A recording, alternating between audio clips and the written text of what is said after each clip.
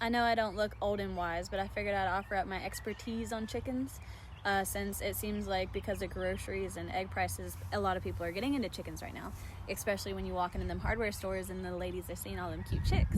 Specifically, I'll make this video about free-range chickens. So my advice, I've had chickens for many years. I've had Copper Marans, Rhode Island Reds, I've had Silkies, I've had Americanas, I've had all kinds of chickens. And the ones that I ended up with for free-ranging that survive predators, handle the winter and the summer months, are super broody, are really good at just scavenging and stuff like that, are these phoenix-tailed chickens. So I love them because they're beautiful to look at. Their tails get really long and drag behind them in the pasture. They are beautiful chickens. They come in all kinds of different colors, but these are all phoenix tails. The hen, they almost look gamey, but they're really like, they blend into the pasture well. They're really good at getting away from predators. They can fly super high. The hens are super broody.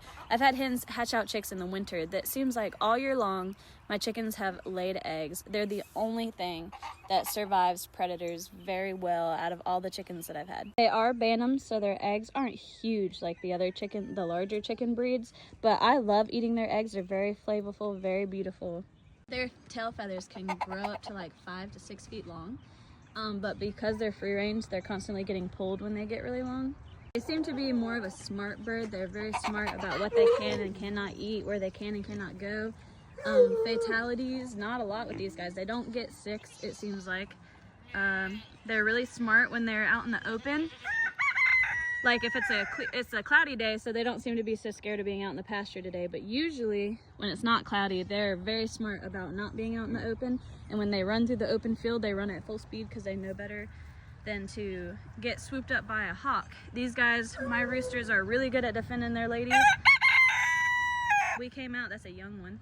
We came out and the roosters were fighting off a hawk and saved their hens successfully. They're really smart. They know to go in the barn and lay eggs where I can find them in my hay things that I have.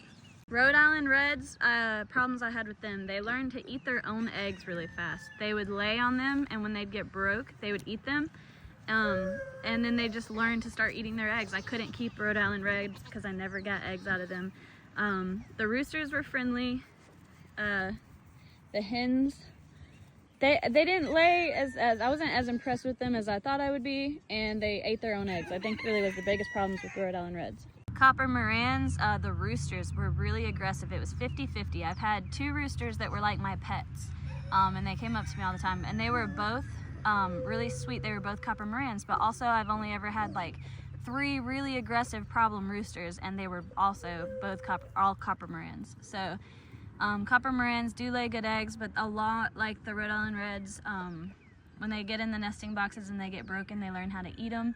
I'm not as impressed with them egg laying wise as I am with these guys. Americanas, I enjoyed my Americanas. They lay blue eggs. Americanas were great because they were really broody. The broodiness of the Americanas, they were my first chickens I ever got that was broody. I love the blue eggs. Americanas are a good choice.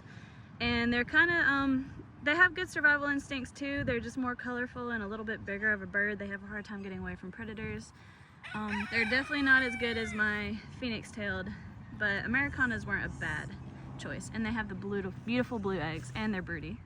An Easter egger is a Americana mixed with anything, so it lays like a greenish blue egg.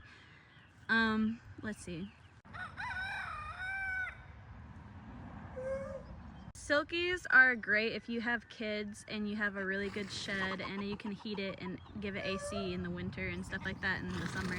Their feathers are almost like a genetic defect. Like, they're not very waterproof, they're not very cold weather proof or rain proof. The wind goes right through their feathers, so they get sick a lot in the winter time. I had a couple get really sick in the winter with like some snot and stuff like that because they just can't seem to keep warm. They are very broody, but when it comes to getting away from predators, they can't run very fast, they can't fly. Their feathers are like fur. They're pretty useless when it comes to survival for a fact, other than being very sweet, a sweet breed that gets along well with just about any breed. They're broody, and they don't lay very good eggs, not very often, and not all throughout the year, is my experience with Silkies. Sex Links chickens was just about the same as the Rhode Island Reds. These guys are literally the best. They free range, they get away from predators. That rooster right there, that white one, is my top guy. He's my main man. These are all phoenix-tailed chickens, but they come in different colors. So their tails get really long. They're beautiful to watch.